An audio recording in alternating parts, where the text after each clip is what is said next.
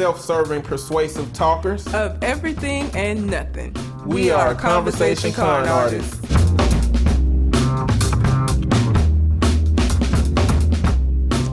What's going on, people? It's your boy, Mr. On Point. Red, as you know her, is not here today. That's correct. My name is Red after a sex change, a.k.a. Shogun. What up, everybody? My name is Shogun. I'm from the Government Name Podcast. We are the checks and balances of social commentary. Yeah, y'all know that we collaborate with Government Name all the time. It's normally Cole Jackson when Red ain't here, but right. I got Ant up in, I would say the studio today, but it's just my living room today, and we're going to get into some dialogue. Oh, boy. It's been a lot of stuff going on. First of all, I just want to say thank you for letting me be on the show, and shout out to Red. She usually sits in when I'm not there, so I'm sitting in her chair. She's up in Tennessee for the holidays, probably snorting some of the finest Tennessee cocaine, man, and off the mountains, man. Drinking whiskey. Sounds like a good time. Yeah, Why did you go? I'm pretty sure that she's getting what the young kids say, lit. She getting litty. Yeah. Liddy again. I'm sure she's gonna come back with tons of stories. I can't wait to hear her family and whatnot. Well, I'm sure she will. Where y'all can find me is Instagram and Twitter at Mr. MISTER_on-point. Where they can find you at? They can find me at bynkradio.net. That is a community, a group, and now a podcast network. We got a whole bunch of shows that you can find out there, but my podcast is the Government Name Podcast, and you can find me on Instagram as Real Shogun Beats. Okay. So we're gonna get started off with some questions that you. Yeah, man. You usually go off the deep end when people write in stuff to your show, and just the first topic on your podcast, y'all usually just go and just run with it. So I got some after I hyped it up. I doubt it's gonna go that far now, but I got some questions that I wanted to ask you. First was, if you could add anybody to Mount Rushmore, who would it be? Oh, damn. Who is on Mount Rushmore? Presidents. Damn, I know Roosevelt. I know a Roosevelt on there, a Washington, maybe Lincoln, Thomas Jefferson. Lincoln. Thomas Jefferson. No, it's not Thomas Jefferson. That's yeah. Oh Lord, listen. American history. I love history. I just don't remember this part. I've never liked history. I love history. You get to learn about, You get to learn about the slave masters. Yeah. Yeah, George Washington, Thomas Jefferson, Roosevelt, and Abraham Lincoln. Okay. Who else would you add? Got. What presidents I would add? No, just person, period. Anybody who's super influential in your life, who would you add? Man, I'm not a fan of monuments, man. Really? Why is that? They don't tell the whole story. Of course not. They tell a snapshot of why that person was great. I don't know. People naturally want to say Obama, but I feel like I don't think Obama should be up there. You're going to have some big lips. They're going to have to put big lips on them on that thing, have man. big ears, man. It wouldn't be no big lips. I'm going to tell you one thing. I asked my co-host. For a black person. No, Obama. I asked my co-host this, Cole Jackson. Shout out to Cole. And he floored me with his answer. He said he would put Muhammad Ali. And I was like, nah. But then I thought about it. Yeah, that would actually work, especially if they chiseled out a little bit more and had his fist holding up, because it represents the struggle both ways. You got the physical fight, plus you got the actual, revolutionary fight that he's fighting. See, the reason I can't answer this question is because it comes with so many technicalities. Okay. Like, white people ain't finna let. This is your monument, your Washington monument. Wait, that ain't it. Let me see. Who has been influential to me? Your Mount Rushmore. Mount Rushmore. I don't know. Damn. I got a lot from. Who you got? Man, this gonna sound bad. DMX. DMX. What did DMX do for you? A lot. DMX in my world is my Tupac. A lot of people took you are a huge Tupac fan. Yeah, I mean, now that you're saying DMX, it sounded like mine would be Tupac. Yeah, but DMX put a lot of I got a lot from him. Not all the negative shit, him being on drugs and whatnot, but He was very influential early on in my life. The year he came out with what's wrong? The year he came out with those 2 albums, man, it influenced me a lot. So I just like DMX. I think DMX would be a really cool person to put on that mount, but probably not. Tupac, okay, I don't know if I put him on a Mount Rushmore. You know what I'm saying? Just because I don't want him to be up there with them. They don't deserve Tupac. You know what I mean? Like, if you go look back at their histories, it don't help Everybody's history is flawed, though. Everybody's history is flawed. And people only going to tell the story that they want, people. It's like Instagram. Mount Rushmore was the Instagram of that day. Everybody's faking this stuff. They only showing the glitz and the glamour when they post stuff on Instagram. But then when you bring it to a monument, you're only going to show the positive stuff. They took the whole ass side of a mountain, bro, and put faces. That's crazy on right? that shit. Like, and this happened. Like, I wonder what the reason of doing that was, because clearly by the time they did it, some of these people were dead. Well, a lot of them were already dead. They did this after all of them was dead. Some of them, at least 2 of them. And how did they choose which president should go on it? That I do not know. I mean, clearly, objectively, some of them are horrible. Like John Adams just was not a good president. But like, how did they choose these folks? Are they supposed to have been honorable? So anyway, in the eyes of history, they were. But then when you start zooming in closer to that timeline, of course they're gonna do some fuck shit. That's because history is written from the perspective of the winners. Yeah. I'm not gonna write this bad shit in there. Yeah, I gave them niggas some smallpox blankets. Yeah, they not gonna do that. They gonna say we had a good old dinner, good old time. How bad was that? These niggas, hey man, come on over, have some dinner with us, eat this turkey, have some maize. Oh yeah, here's some blankets. We want your land and turkey. That's why they were able to conquer as much as they was. Nah, bro, like chemical warfare. They killed so many people, bro. They never seen anything like this. The white man brought the Black Death. They bought some of that stuff by accident. Because some of the people on the ship just had stuff like syphilis. Yeah, like that they could. They had. They had cures for it, but they never been exposed to it, so they ain't know what to do. But so for me, Tupac has just been a very important part of me understanding a lot of stuff about, because he was. I'm not gonna say he was one of the only activists in the black community talking about social issues, but he was one of the most accessible that did so in a way that he always had new videos on TV. That's true. When you think about a lot of those other people who the backpack rappers back in the day who did that, they wasn't as popular with that message. Right. And then Tupac had so much music and so many albums that he was putting out constantly. Rapid fire. And they kept doing interviews and he was in movies. It was hard to avoid his presence. He was on his way to become a rock star. Yeah. He was one of the biggest names in music at that time. He had a relationship with Madonna. Like, she don't just sleep with anybody. But, one thing that resonated with him, is that one thing that a message in the black community that don't vibe with me is that when you are a child that has an estranged relationship with your father, they'll say, well, that's your daddy, Yeah. As if it don't matter what he may have done to you, just the fact that that's your daddy is something that you're supposed to be okay with. Well, it's a lot of situations like that in the black community where they just have perceived respect. That's just kind of what our culture is telling you. He has a role, even though he's a piece of shit, and his role in your life is still that role. And so you should respect it.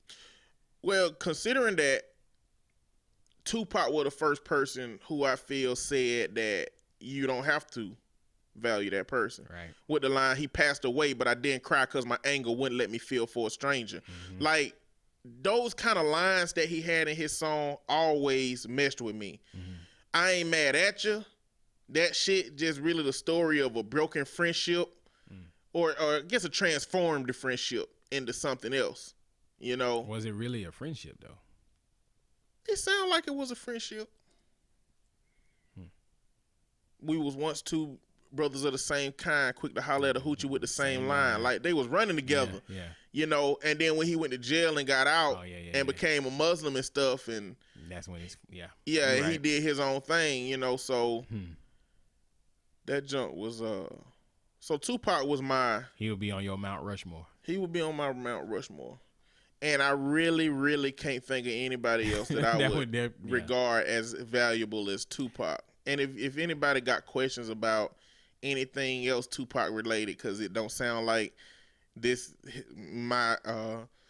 how much I value Tupac is that sound that important, then send me some questions, because we could talk about some lyrics, we could talk about some songs, some albums. I used to be a Pac head. Everybody gravitates to songs, but it's only certain ones that actually can mesh well with your life. I mean, it's like the experiences that you've actually gone through.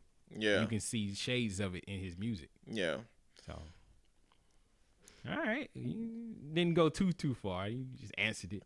Oh, that was one of them surprise questions where I would have had to think. Like I be too deep in my head. I couldn't even get to conceptualizing answering it because it's a whole bunch of weird white dudes. My ass said. On my show, I said Nikola Tesla because of his contribute to society, but here I say, damn man, what the fuck is going on in my head? Hey, it's too many people. All right, so if aliens landed on Earth tomorrow and they offered to take you home, would you go with them?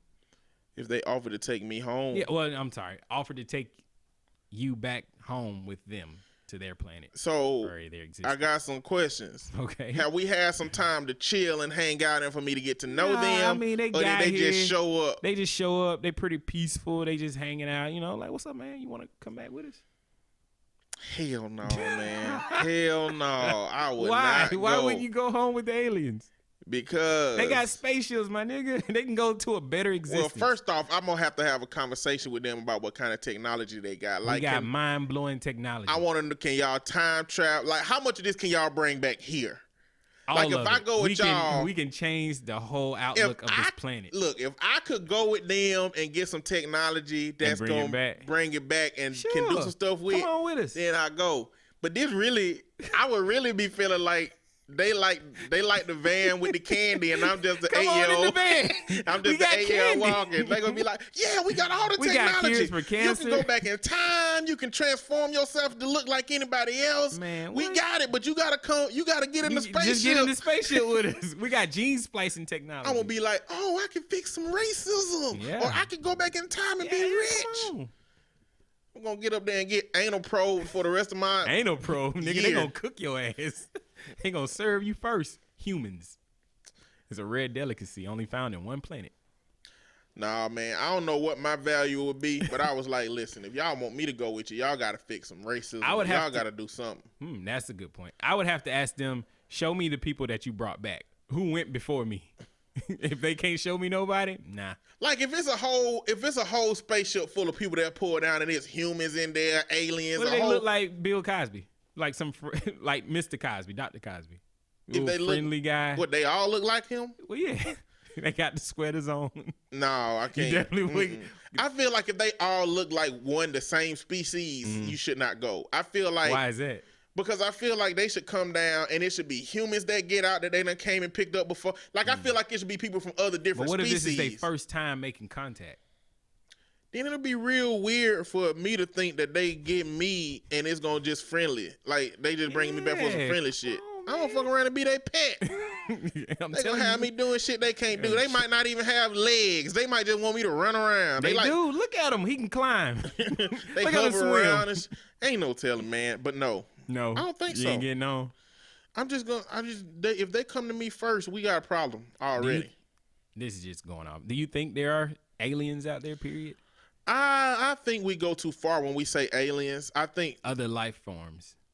I think there's life in space. But when you say life forms, even that still kind of like hones in on what American entertainment has painted as aliens. I think life on other planets is just bacteria that ain't never gonna be shit. I think that's full. Like, I used to didn't believe that like there's aliens or nothing, but if you look at just Earth, there's something living in every corner, in every crevice of this planet.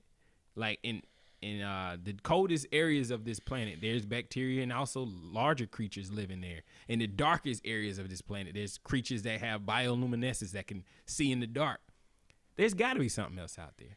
How could like statistically speaking, there's too much of a chance of it to be something else out there. The galaxy is too big for us to be the only planet. Yeah. For Earth to be the only. It's a lot of Earths out here.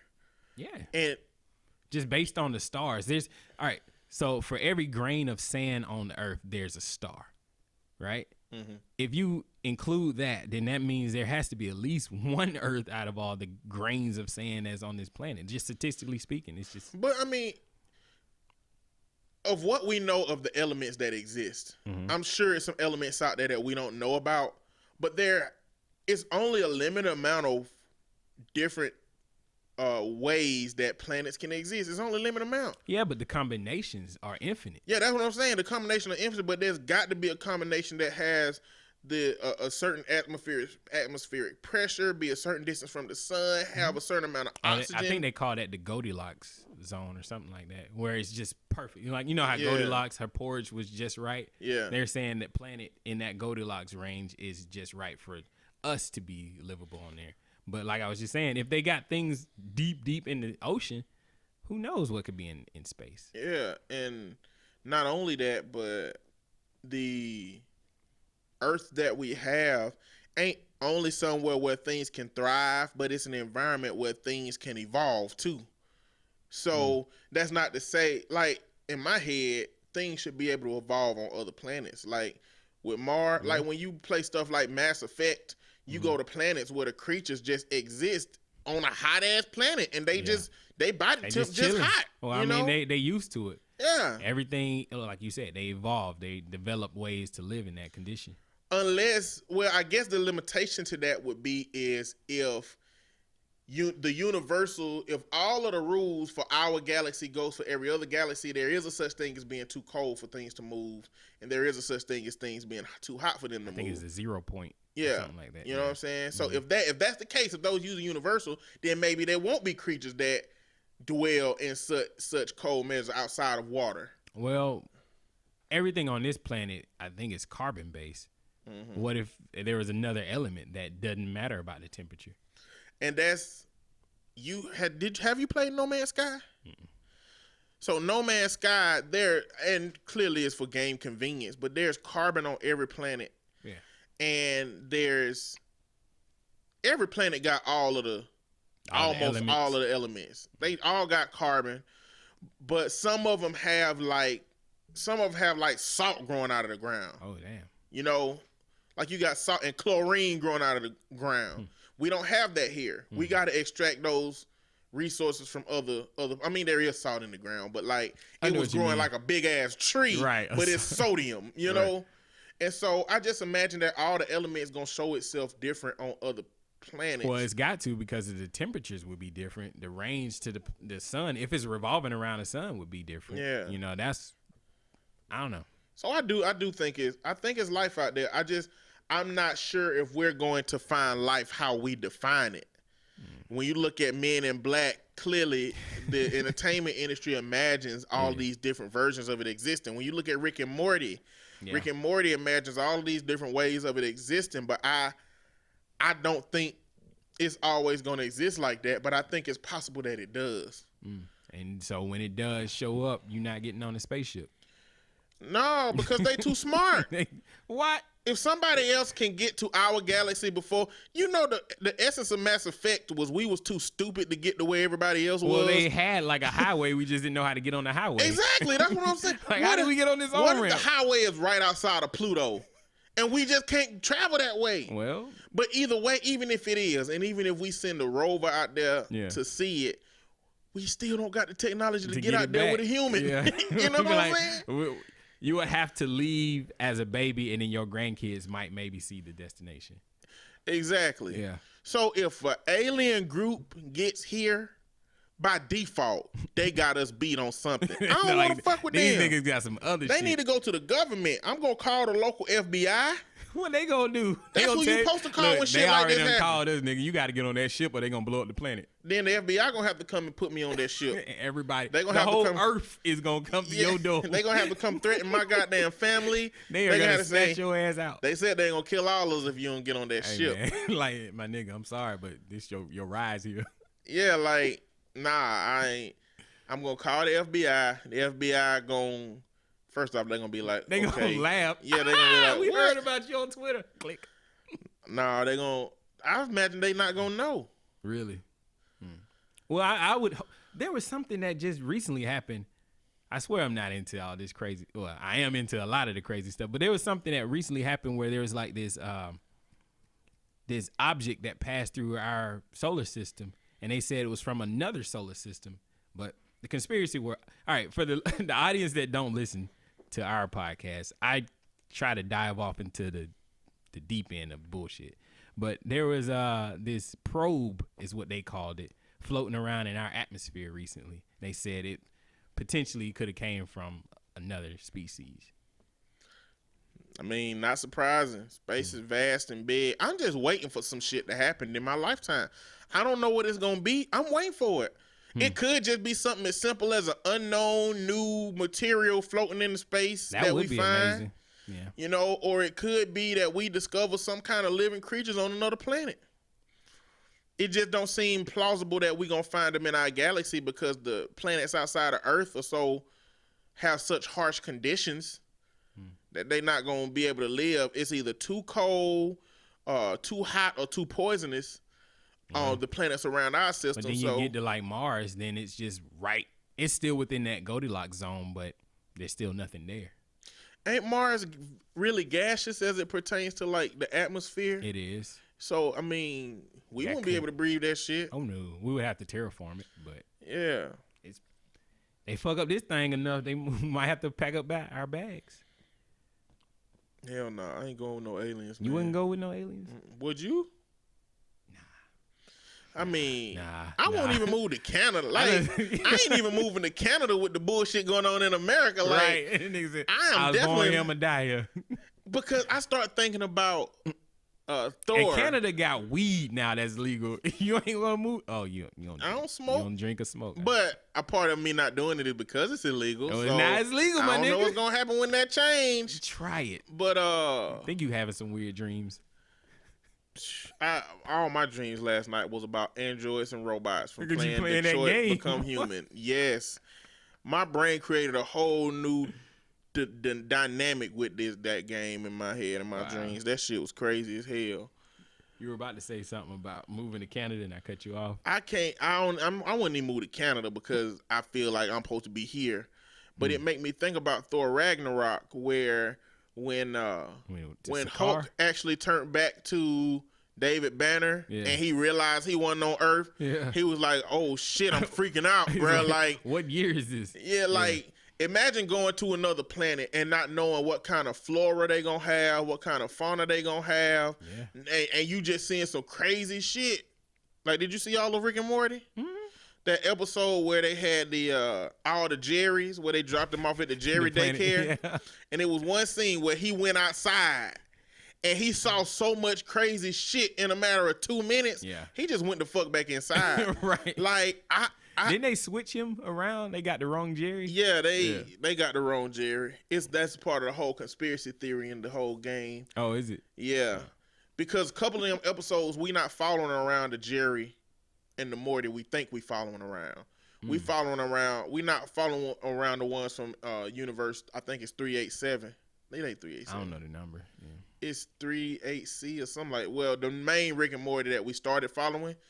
At some point, we following a different one. The theory is that the universe where Mr. Poopy Butthole exists is following the wrong the Rick and Morty. Oh, that's when they switched? Yeah, that's why they had him like in the intros and stuff. That's supposed to have been a different universe. I thought it was just me. I was like, I don't remember seeing him, but maybe he was there the whole time. Then I watched another episode, like an older episode, and he wasn't there. Yeah, but he didn't show up until after that episode where they switched them tickets out. So it's supposed to be that we was following the wrong Jerry and them around. It might have been you who told me this. Yeah, and I think in between that was that episode where they met that fart, the glass fart? cloud. Oh yeah, okay. Bye Bye Moon Man. He was singing that song. Yeah, I would sing it, but I can't remember exactly how it go. Sorry. And then the episode after that was one where they had that virus in the house. Yeah, that virus came from the fart episode, but Poopy Butthole didn't come in until after that episode where they switched to Jerry. So it was that one. The one with the fart where they had them little diamonds, and then Jerry threw them away in the house, and then they had the Well, one that's where where the the virus was in the virus house. came from. Was a diamond, right? Yes, Okay. because it There's showed like some purple stuff on it. Yeah, the purple Yeah. one. It showed Jerry stealing it during the fart, or Rick stealing it during the fart episode, throwing it away in the house during the other episode, and then that's when they shot Mr. Poopy Butthole at the I wonder end. how they write that show for them to have layers on top of layers and stuff like this. I'm sure they got a giant board with all the arcs on it. Ain't no telling, but I just know that because the people on Reddit came up with that theory and it turned out to be damn near correct, they're gonna make this shit so complicated moving forward. I already know it, man. Yeah. With the next season, I think they were supposed to be releasing a trailer for it, the new season. I'm ready. Yeah, Rick and Morty is my shit. They ordered 70-something new episodes. Now, I don't know if that means they're going to split that up in 3 or 4 seasons, or if that's going to be like, they just going to keep this show running like hell. Nah, I think they're going to split it in seasons. They're going to need it. They're going to have to see what the reaction is and then see how they're going to keep going forward to the stories that they got. Maybe it just won't be that much time between the next ones or whatever. All right, what we got? Look, if y'all want to send a letter in to the show, www. I don't know why I said that. I was wondering that too. I was like, all right, Granddad. I never say this part. Facebook, Messenger, look for Conversation Con Artists. You can send us a message. ConversationConArtists@gmail.com, or you can go to my Twitter or Instagram inbox and do it like that. Michael has a response for us from the Bohemian Rhapsody episode, giving his input. And we talked about that, I think on the show last week, but I saw the length. It's a long letter, but it's very potent. And I think the consideration is that me and Red, after we release this episode on Tuesday, may release another episode just closer to the weekend, just tackling that letter, because it really brings up a lot of points that I, want to talk about in that dialogue. But I don't want to leave anything out of the letter because it's a really good response to everything. And it seemed like he was covering a lot of the. Oh well, you'll talk about it. Yeah, he gives a lot of insight on that. But where you want to go first with this conversation? Well, you want to go to the big topic? I know we're gonna spend a lot of time on it, but we two guys, right? Right. I'm single. I don't know about your situation, but there's a lot of things that self-care is important. Very. We want to make sure that we're mentally and physically okay. So guys go to the gym and work out. Guys go to therapists, talk about their problems. And sometimes you got issues yourself that you just got to work out by yourself. And Tumblr, very popular social media app that I like to use and peruse because it's got, things that I like to look at on there. But recently, Tumblr was removed from the Apple App Store over child pornography issues. Damn. Yes, that's what I said when I went to Tumblr, and I went to look for some of my favorite topics. I ain't trying to go too deep, but bro, them Tumblrs and Reddits and all of that shit, if you get too deep in any of that, you could potentially go somewhere you ain't meaning to go. You will. And with Tumblr, the way they do theirs is it has hashtags. So you can search by hashtags, you can type in hashtags and then scroll through all the different profiles that has everything on there. And it's tons of explicit content on there. You can find anything and everything you want. I mean, if you like scat love, it's on Tumblr. I don't be looking that up, but it's one of the craziest things I can think of. But they said they use a database for every image that's uploaded to Tumblr. They use the federal database that matches these pictures. And so if that picture is hit on the database and it's known to be child pornography, they delete it. Tumblr says that since people are just uploading just random photos from their phones, it's not matching any of those photos in the database. So it wasn't hitting the database, so they wasn't deleting them right away. But once they found out it was child pornography, they started erasing it. But they had a random audit that went through, and scanned the majority of the material that was on there, and they said, yo, this is filled with child pornography. So they took it down. It's still available on the Google, on Android, but as far as iOS, it's no longer available. Damn. Reason why I'm talking about it is because you read Reddit a lot. You like all the community content that people post on there. Do you feel like it's okay for them to snatch down an app that does things like this? I think it's okay to protect their brand from what they think may bring it down. Now, Tumblr is owned by Yahoo. So Yahoo's been having financial issues for years. So, I mean, yes, protection of the brand is okay. Me personally, I feel like it should never have been uploaded. Like, there should be somebody reviewing it as soon as it's pushed up. Yeah, but, you know, with these websites, it's really easy to create communities, and those communities can really easily hide and cover up what they really trying to do. Because what if even if it ain't pictures, because that's just a stupid community. If you uploading illegal stuff, you ain't got no business. I'm not saying that you should do it, something that fucking heinous. It's child pornography. You should not do it. You shouldn't do that, what I'm saying. But I'm saying that if you upload pictures, you stupid. Like you could have a whole community of people who watch something they ain't got no business watching with links to locked accounts with different ways where they don't go through no database like that. Like they could post links of things, and that's what they do. That's one of the things about Tumblr. It's so easily used. You can upload links, you can upload photos, videos, whatever you want, and it's just simple.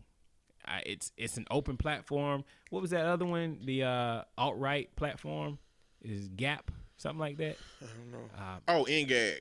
Is it Ngag? You ain't talking about a 9gag maybe? No, I don't think that was it. It was a conservative media platform. It just recently got taken down. I think it was called Gap. I could be wrong. Gap. Yeah. 9gag is another one, but I've never What really is 9gag? It was. Is that like 9 people? When Twitter and all that started, I don't know why they called it what they called it, but when it started, this was like going toe to toe with all of them other ones, but it quickly fell off. Disappeared. This one recently just went away, but those communities, the reason why I'm saying it now is because we're going to talk about something with the First Amendment rights. You have the right to say whatever you want to say, but when you're on these platforms, you're easily going to violate the rules and regulations those platforms have. So you can't just go up there and post any kind of material on there and expect nobody to do anything about it. I think the problem is that Tumblr wasn't doing enough about it. Well, of course they're not, because people are coming to their site. They're going to, use their product.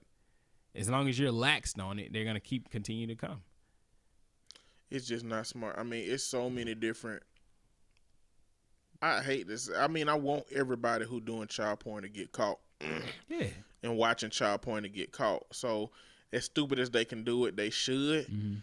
But I'm not going to go to Tumblr to figure out how to do credit card scams. I'm going to the dark web. Yeah. I'm going to have a VPN. I'm going to have a whole bunch of shit that keeps my IP address from being detectable and keeps me in a safe zone. If you are silly enough to use something like Tumblr to do that, then you need to be caught. And if Tumblr is foolish enough to let people who are silly enough to put stuff like that on their website, then they should have some accountability. I agree. And if Apple is vigilant enough to have to audit the apps that are on their program that are silly enough to let people come on there who are stupid enough to put that shit on their app, then Apple should take that shit off of their. I mean, it's their platform. Platform they want. If you're violating their rules and regulations, you got to go. Yeah, and that's. Question is, why isn't Google?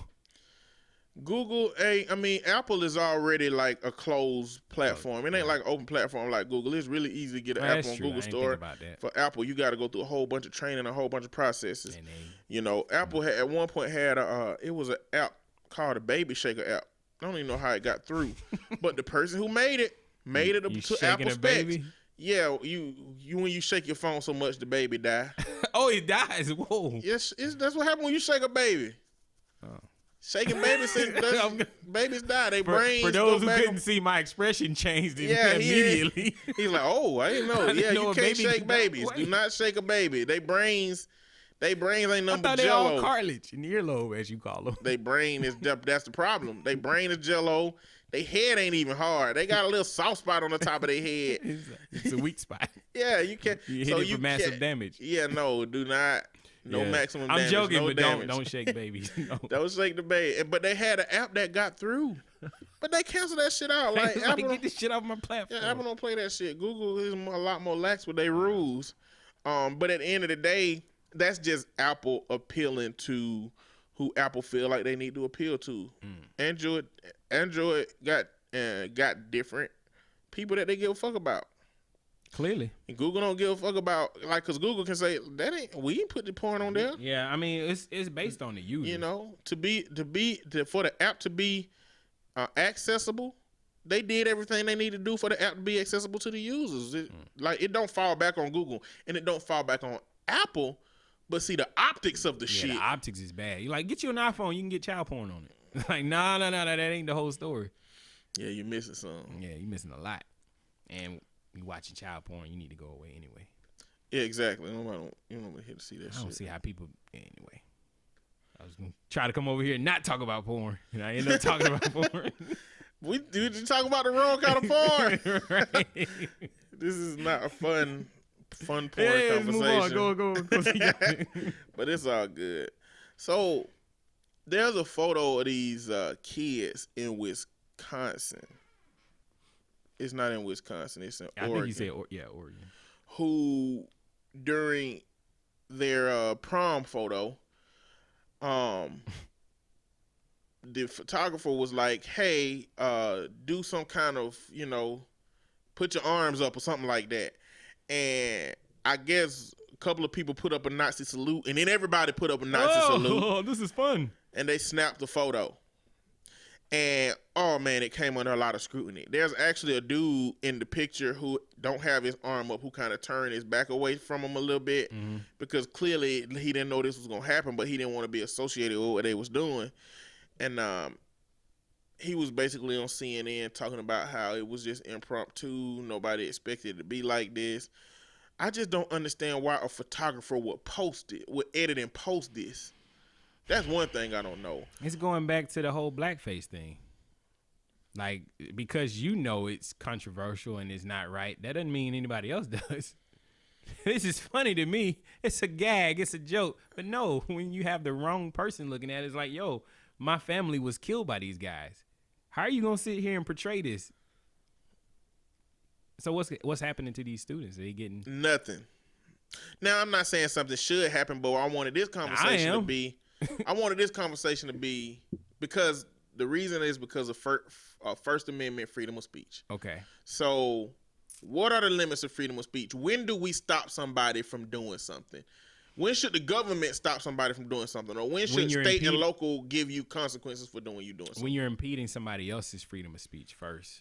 And then when you're also going to cause harm.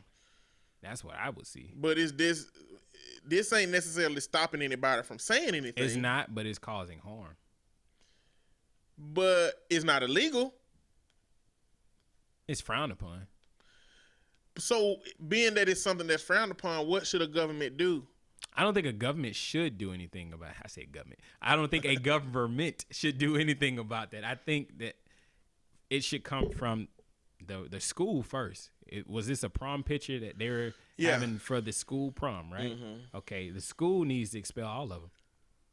Expel is really strong. I don't want them in my school doing this shit. Get out of here. Only the ones who put their hands up. Yes, this is not a joke. Americans bled and died fighting people like this, fighting this ideology. And for them to be infected with this same ideal here in America, this shit doesn't make any sense to me. I think it's how much allowance should young kids have for being young and young kids are going to be stupid. Young kids are impressionable. But you got to know at a certain level that there's a right and a wrong. Following Hitler is wrong. Your grandfather died. I'm sure if you go maybe 2 generations back, I ain't gonna say that. I'm sure if you go 2 generations back, somebody knows somebody who was in that war during that time. That's not cool. You shouldn't joke about this shit. That's like, to me, okay, let's change. Instead of them having their hand up in the Nazi salute, what if they all had nooses? Is that wrong? You don't think so? I mean, I think I don't like the shit. I wouldn't like the shit. Nah, it's distasteful, right? Yeah. When you want the school to do something? I don't know. You don't know. I don't know what the school could do that's going to make a difference. Expel them by saying, we don't tolerate this bullshit. I don't think that's going to make a good difference. I think that's going to make a bad difference. What do you think? They parents are going to come down on the school? You don't expel my child for just being a kid. What's happening in our society now is when white people get consequences for doing things that are racist, they get mad at black people. They've been mad at black people. I'm sorry you getting caught with your hand in the cookie jar. Stop stealing cookies. They get extra mad at black people. That's what happens. Then what? This ain't got nothing to do with black people right here. I've literally had multiple people in different dialogues saying that, maybe some of these issues with the black community and, the white community could be fixed if black people weren't so mad, And I'm like, well, when you say that, what you're acknowledging is that a problem exists, but you have conditions by which you're willing to fix the problem.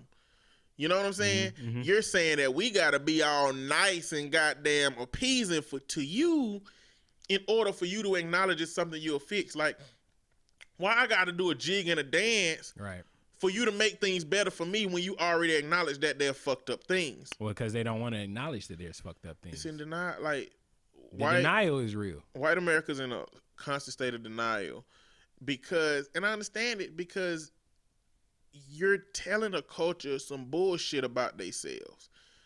If I told you some bullshit about you right now, you gonna be like, where you get that from? You know what I'm saying? Like, what's your assessment? If you said some bullshit about me, I take constructive criticism very well, but I'm gonna want to know. But you're not the average human being.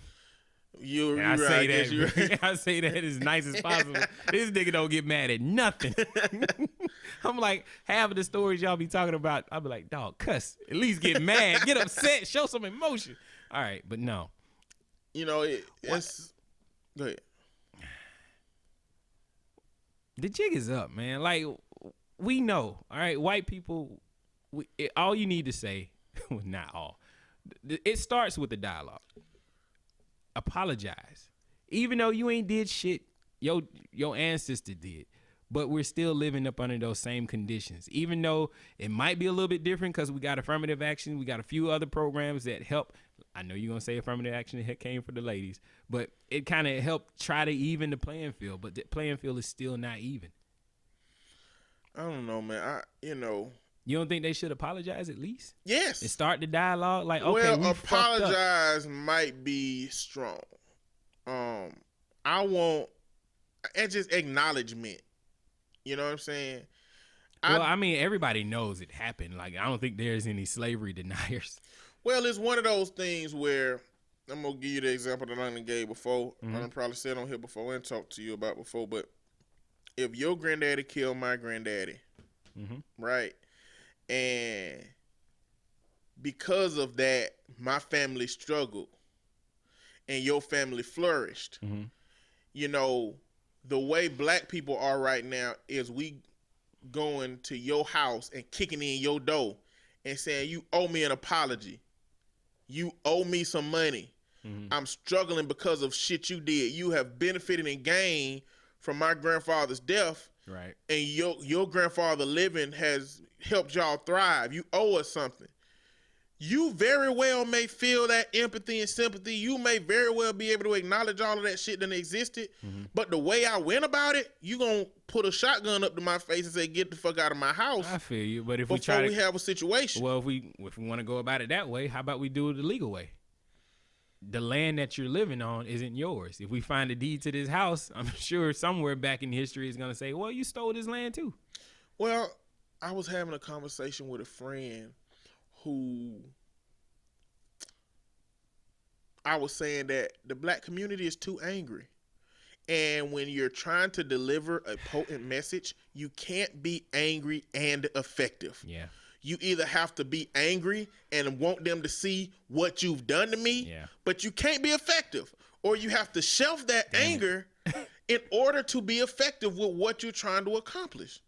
As long as we're angrier than we are willing to be effective, I'm not sure if we're not gonna be able to say the right words. Yeah. And I don't want to act like it's on the black community to resolve those problems. It's not. Racism is a white person problem.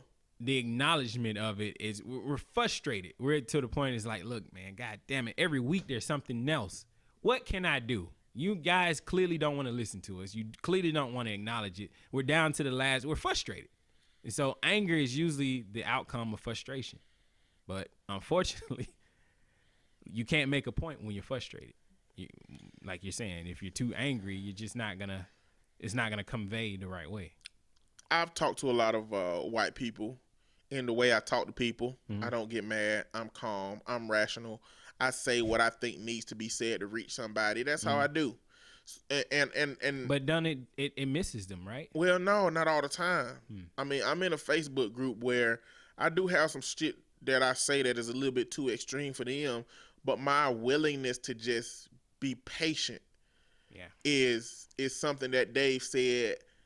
Every now and then they pop up and be like, I, used to look at it a little bit different, but sometimes when Eddie be having conversations in here, it make me look at things in ways I never have, and that's mainly because he says it better. He says it right. It's not angry. And I hate that there has to be a condition on what's being said for somebody to accept it. Right. Like, everybody don't talk like me. And I want to be angry sometimes, but I'm not an angry person like that. So it don't. No, let your anger out. So it ain't coming out. Well, the problem is you're right. They want us to come to them in their own terms, but you got to be able to be willing to be open to talk about these things. And there's a lot of languages out here. Like, English isn't the only language. When people are upset, they're mad, they're trying to tell you something for a reason. It's because you're not listening. Just fucking open your ears and listen one time. And my issue is, a part of me is like, hey, I can talk to them like this. They're going to get my message. I feel like you ain't got to put on these airs to talk to these motherfuckers. These people need to listen to you first. Well, I ain't really talking to them special. This is just how I talk, and I mean, I talk in a way to help people translate it in way, like in my head as a counselor, right? The way I look at people when I communicate with them is like a combination locker. If you meet the person with the right attitude, the right vocabulary, the right verbiage, the right dialect, the right syntax, on the right day, if you put together the combination of words just right, you can unlock anybody's mind to what you're trying to get them to understand. You're right. The problem is the fact that you don't know what it takes to get that message to that person is like going into a school with 3,000 lockers in it and just going to one and trying to put in random combinations. It's just not going to work. It's hard. You got to have some pre-existing relationship. You got to have a positive disposition. You got to have certain things. You got to have a locker number. And it's the same thing for if you're trying to get a job. You got to adjust yourself to how you're going to communicate with the people in the interview if you really want that job. I don't think that's a hard sell to do. But like I'm saying, a part of me is saying that I think that I'm going to talk to them like this and it's going to make things better. But another part of me think that it don't matter what I say. They just going to continue to feel the way that they feel. And so a part of me feel like I'm turning my wheels. But that the other side makes me wonder, so what can we do then? What can we do now to have a bigger dialogue? Like, how many black people have to die? Well, how many statistics have to...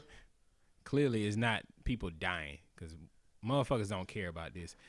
On my show this week, we talk about a story where a news reporter reported on a death, okay? An officer-involved shooting. A man was having his, I think it was a gender reveal party, and he was outside. Police pulled up and said he fits the description. He started to run. They released the K9 dog. The man shot and killed the K9 dog. They killed the man who was running. The whole news article, the news story was about a dog dying. People were having these candlelight vigils for the dog that's dead. They were crying. They was hugging the police officers. They didn't spend but maybe 2 seconds explaining the situation about the black man who died. But the rest of the story is about this dog. Was he actually who they were looking for? No. This man died. Their family destroyed over some bullshit. But my problem is the way they reported it. They spent all day talking about a fucking animal, a dog, and didn't give 2 shits about a human being. Our life means nothing to these families folks. had dogs when Jim Crow was going on. Yeah. When niggas couldn't whistle at white women, dogs was still kissing their owners in the mouth. Dogs have always been regarded much more. A lot of people who love dogs regard them as higher than people anyway. But people who regard people and dogs similarly, dogs still beat black people for a lot of white people. But this shit's ridiculous. Some people don't put it on that level, but where's the empathy? Then you talk about a service dog. Man, that got to me. I don't know if it gets to you, but there's no empathy when it comes to death in our community. I know you know the Patrice O'Neal stand-up. Yeah. Elephant in the Room. Yeah. Where he talked about how how they perceive black people with puppies.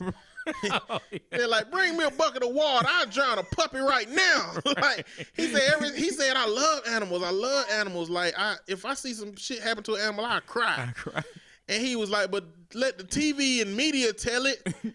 Black people hate dogs so much that you be in the middle of a news story, be like, man, fuck dogs, man. I don't give a fuck about no dogs, man. Right. Bring me a bucket of water. I'll drown a puppy right now. Like, that's how, man, the propaganda campaign against black people has been so goddamn strategic and successful that it's so much shit about us that's just wrong. Perceptually fucked up. That's wrong. Well, damn, I can't remember the lady name. You know that lady who was showing those kids those dolls? They gave them like the little white doll. Yeah. And then they gave them a black doll, and the kids was like, I don't want to play with this ugly black doll. They did the same thing, but with black people. They showed a group of kids. It was just, I forgot the black guy's name. And then they showed the group of kids a white dude, and it was Timothy McVeigh. They were like, who seems to be the nicer person? And they all pointed to Timothy McVeigh. It's like colorism, man. It's colorism. It's perceived. It's about what our society's pushing on these kids. These are kids of today. They shouldn't have any. Well, you're gonna have some connections to the past, but it shouldn't be as strong as it is. Yeah. Like black people are allowed to go wherever they need to go. Why are people still afraid of us? That propaganda campaign, man. It's strong. And white America can always get away from black America. Always. We can never get away from white America. Nigga, we can't even stay in the hood. They gentrifying them bitches. I mean, I don't even mean like, clearly white people can move to Vermont and never have to deal with white people. They can move to you mean black people?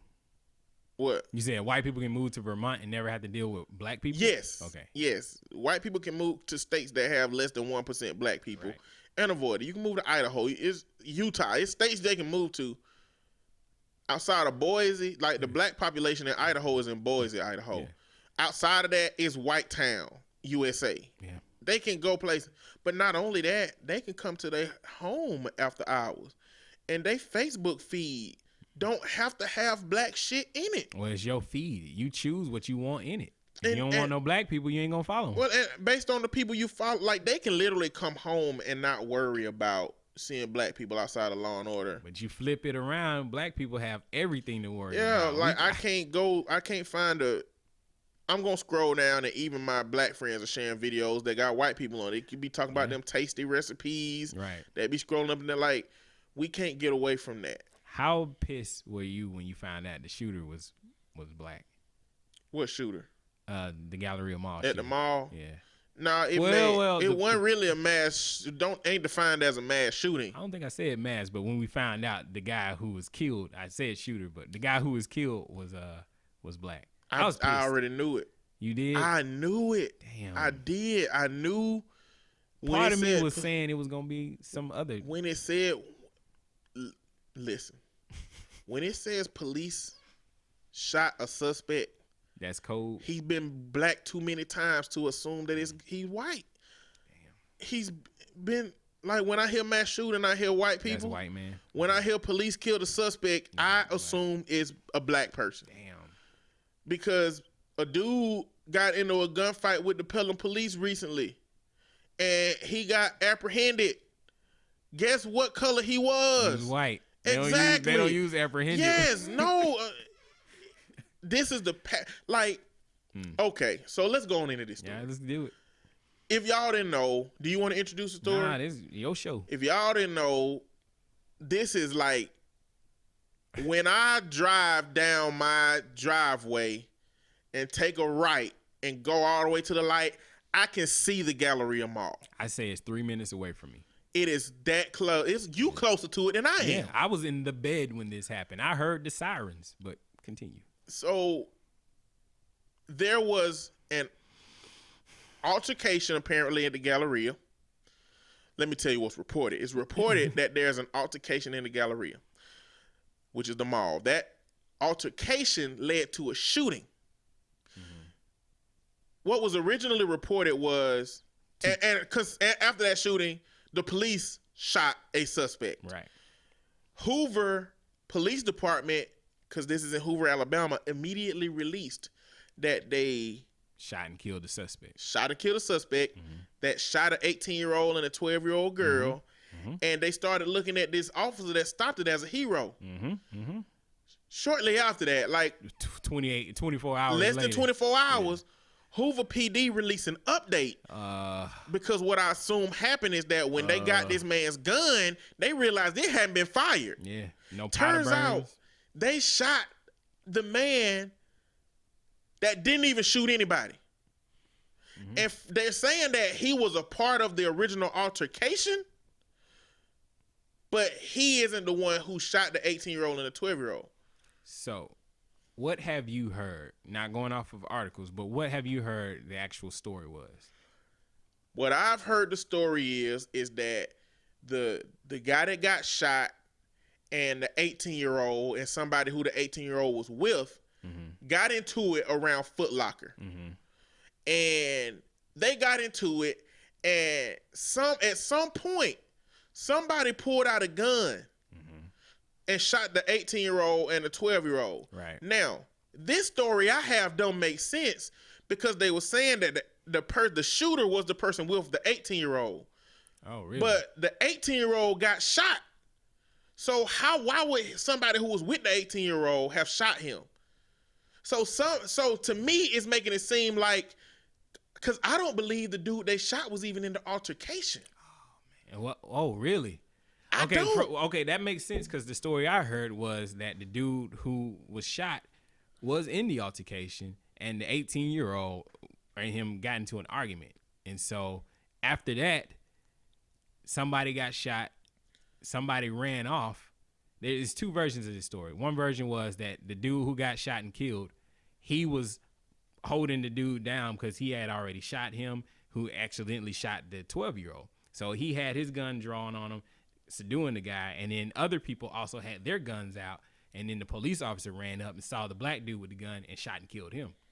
The other version of the story is that the guy who shot the dude ran away, dumped his gun off by the Santa Claus downstairs, because I heard they found another gun in the mall, and the black dude again was just somebody just helping out the situation, ended up getting shot because he was a bystander. Yeah, those are the stories I heard. The first one is not accurate. Okay. The first one, Hoover PD came back and said that wasn't accurate. But this the problem. The problem is whoever shot the 18-year-old had to be who the conflict was with. I don't believe. Yeah, you just don't shoot nobody. Man, shut up! Stop arguing. No, bow. Exactly. So I don't believe the 21-year-old they shot was in the conflict. I think that they using that because it was in their original story, and it gives them a way of controlling the narrative. So he at least looked like he's somewhat of a problem. Well, I will say the aunt of the man who was killed came out and she was saying the way she found out about his death was through Facebook. And she said he was involved in the original conflict, but he didn't have nothing to do with the shooting part. I wonder the time, because I wanted a time frame between all of these conflicts. It's black. Okay, because so this happened at Black Friday. Like this is the largest mall in Alabama, I think it's the largest mall in Alabama. This is the biggest mall in Birmingham. It's Black Friday, so you know how crowded sales are here. Black Friday, people just rush the stores. to buy all this crap that's not even really marked down for real. But anyway, I think he could have been involved in a conflict at a store because I imagine a bunch of people getting wild about trying to get certain shoes and stuff. I don't believe he had anything to do with the conflict as it pertains to the shooting because what is reported is that he wasn't close enough to the shooting. Oh man, this is what people why are would he reporting. have his gun out? That's the issue that I'm having with this story. So this is what we got to talk about. Okay, he's a military man. Now, what they said was he had not finished his military training. It's people that saying he's a veteran. I heard he had honorable discharge. That's what people are saying, but it's saying that he was training to be in the military. He had not finished his training yet. This is what I've heard. Well, that makes sense if he was only 21. Veterans, I've heard all this stuff. If he's only 21 and he went in at 18, you got to do at least 4 years. Yeah. So the timeline's not matching up. So I don't know. It don't seem like he's a veteran, and I don't know what would have given him an honorable discharge, but I don't know. He might have been. His family did clear up that he was not active duty when they did their press release. The Galleria has signs posted that says guns prohibited. Yeah. Right? Yeah. So when I was scrolling down the comments, they were saying stuff like, why did he have a gun anyway? Why did he have a gun? So let me tell you something about Alabama law. Anywhere where there is a gun prohibited sign, it's not legally binding for you to not be able to have a gun there. You can have your gun in a place that says guns prohibited. The only way that you can't have a gun where it says gun prohibited is if that place has security screening everybody for guns, biometric or metal detectors in which they're screening everybody else for guns. Because think about this. If they say no guns, it's going to get to that same dynamic where the people who don't follow the rules going to have their guns and the people who follow the rules going to leave their guns in the car. Out of the mixed stories that we're getting from this, they said other people had their guns and that's what I'm saying. So you can legally have guns. So this goes to the American dialogue of if everybody was armed, then the good guys can stop the bad guys. So what happened was everybody who was concealed carrying pulled out their guns because what if they come my way? What if I see somebody running towards me? And so what I'm trying to figure out is if this man was running away from the scene and fleeing the scene like everybody else was. And he happened to have his gun. And he had his gun out in this pandemonium. What was the criteria that officer chose to shoot him? He looked at everybody else running. Other people allegedly have their guns out. But he shoots this one man. All right, so before we get to that point, the Galleria Mall, I've with my job, I've worked in the Galleria Mall. So when I get there, I have to check in with security. Security office has two doors, one on the exit, one door on the entrance. It has a push button that you have to get them to push on the inside to open the door. Once you walk into the actual security room, there's monitors on top of monitors on top of monitors everywhere with cameras in there. Those cameras have facial recognition technology in there. They can easily see who's in that mall. To me, if they want to clear up any of this, showing us the video would help, squash any questions about it. If there's a perceived cover-up trying to happen here, or if it's the wrong person, they can identify the shooter. They wouldn't show that to us, though. What they going to do is they going to confiscate that for an investigation purpose, and they going to hold on to it until a judge say they have to release it. This is how it happens every time in every city. That's why we keep seeing these flurries of videos being released where something that happened in 2016, and we just not getting the video. It's because of they've been fighting from getting it released, because what police do is they go into protection mode. And right when this stuff happened, Hoover PD came out and said, hey, we killed a shooter, but the fact that they realized he wasn't the shooter means that there was a violent person in the community still at large. They had to fix that. They had to say, okay, it turns out that this guy didn't fire his gun, but he was still involved in the altercation. I just don't understand because the timeline of an altercation happening where your gun would be pulled would have to, he would have to have shot his weapon. All right, before we get to that point, because we haven't talked about the officers just yet. Okay. So going back to the situation, it's Black Friday. It's crowded. There's tons of people there. Put yourself in the shoes of the officer. Before we get to that, before we start talking about what happened, you've got calls coming through on your radio. Shots fired. People are getting killed, or somebody's been shot. Damn, that's the worst part. Nobody died until the police came. So the police are trying to respond. They're rushing in. They got their guns drawn. They're looking. They're obsessing the crowd. They see a man standing over somebody else, possibly a man running maybe. They get to a guy. I guess he fits the description. Maybe they said black male. They could not have got a description. Yeah. Because it happened. They responded to gunshots. They didn't respond to who shot or what happened. Nobody would at that moment would have been able to tell them this is the description because everybody's running. And what I don't believe they even got a call. You don't think? I You believe think they just heard the gunshots shots and ran towards the gunshots. So, damn, it's not looking good. So, my initial reaction was gunmen shooting in the mall. I'm glad they shot the man. Hands down. Like, it's thousands of people in there. I'm a gun advocate. I love guns. I feel like people should have them to protect yourself. But in a situation like this where there's thousands of people, shopping, nobody has a gun to protect themselves, I feel like the police did the right thing. They saw the problem, took care of it, and was done. As time has progressed, now I'm starting to think like, damn, why did they jump so quick to get to their gun? I feel like these officers have been trained so bad. I think training is poor for these officers. Their first instinct is to pull that gun and shoot somebody. But then you see other cases where people shoot up a whole church and they take that nigga to go get some Burger King. You know what I'm saying? They arrest him and then get him some food, then turn him in. Like, what the fuck is going on? Like, what's making these other guys stand out so much where they ready to get shot? So let me read you some of this. Okay. This is Hoover PD's update. Our department does not typically issue media updates during an internal investigation, but there was information discussed with local media last night that merits update and clarification. Because I watched the original one, and he was saying that, we killed the guy who shot these people. And AL.com, the comment section was so fucking bad. Racist, inflammatory, flagrant. Ain't no the worst words I can think of or how I would define that shit before they put this update out. When they put the update out, all the people who was being racist got silent. They went away, but then now they trying to make it seem like it's. Go ahead. Preliminary information gathered last night indicated that 2 individuals were involved in a physical altercation that led to a 21-year-old male shooting an 18-year-old male multiple times. The 18-year-old victim was indeed shot and transported to UAB hospital, where he remains today. The 21-year-old male who was fleeing the shooting scene, as was everybody else in the mall, while brandishing a handgun, was engaged, shot, and killed by a uniformed police officer.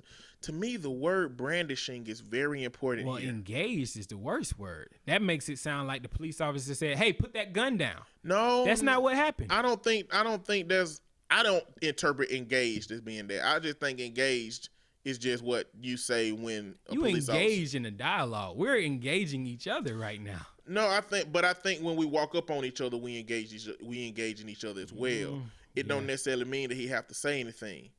Well, the man might have been alive if he had said something. But I think brandishing is a key word. It is, because he's seen a man with a gun. That's it. It wasn't that he was pointing the gun at him in a threatening manner. It wasn't that he was pointing the gun at anybody else in a manner. He just had his gun out excitedly because of what was going on. Well, again, I'm going to put myself in that situation. If I concealed carry and I had a gun on me and I heard gunshots in the mall, of course, I'm going to be like, hey, I got to get the fuck out of here. But just in case if I run into somebody else, I got my gun. There was a story a couple years back where I think it was in Africa. These guys were shooting up a mall and somebody who had a concealed carry gun took out one of the shooters. I mean, I don't know. I'm always saying this whole stuff has changed my thought process with guns. I leave my shit at the house. Fuck that shit. It's too dangerous to carry it. Even if I wanted to protect myself. As a black man? As a black man, it's too dangerous to have that shit. Leave that shit alone. I might be able to talk to the officer. If I got a gun, that nigga's blowing my head the fuck off. So I used to say, well, a guy with a gun might help, might help the situation. Nah, not anymore. You got a gun, then niggas is gonna kill you. Put it down. Leave it. Just get the fuck out. So the news reports now are that the police killed the wrong guy. Yeah. I got to give them credit for at least saying that. I wouldn't think they would come out and be like, yeah, we were wrong. I think they have to say that. I think this don't get any better if they play the we not going to admit to our wrongs game because we going into defending this situation mode. Yeah. We have to defend the integrity of the blue, so we not going to say anything. Plus, they had to because there's still a shooter at large. Yeah. Well, I want to know with the people who are there, what are the eyewitnesses saying? I'm sure if I go on YouTube, I can find some conflicting information. There's people out there saying I was right there, but they was near the food court and shit. Like Foot Locker ain't next to the food court. It's upstairs down on the left. Yeah, so that don't make no sense to me. But so are we saying this was a three-way conflict, or are we saying the 18-year-old and the 12-year-old were both innocent bystanders? Because like I said, the person who shot the 18-year-old, I think there's a conflict. The person who shot the 18-year-old, if it wasn't the 21-year-old, that's a three-way conflict. Well, the 12-year-old was a little white girl. I know she was I doubt she was fighting anybody over some shoes. And the way the mama defined that was like, the girl got shot and she was still walking around and she was just like, my back hurt. Oh shit! It was one of them situations where probably when she got hit, her body, she went into shock immediately. Yeah. And she was just walking with her grandma and she was like, Grandma, my back hurt. And that's when she checked her back and she was bleeding. Oh my God. Yeah. But the bullet went in. It didn't hit any organs. It lodged right next to her spine. I don't know the update, but they said she was all right. They went in to check. They were gonna leave the bullet in if it didn't do any spine damage. Jesus Christ. But that's my thing. Like, how I'm just trying to conceptualize what kind of three-way conflict is going on. Well, I can see it. Somebody pulls a gun, shoots the guy who was.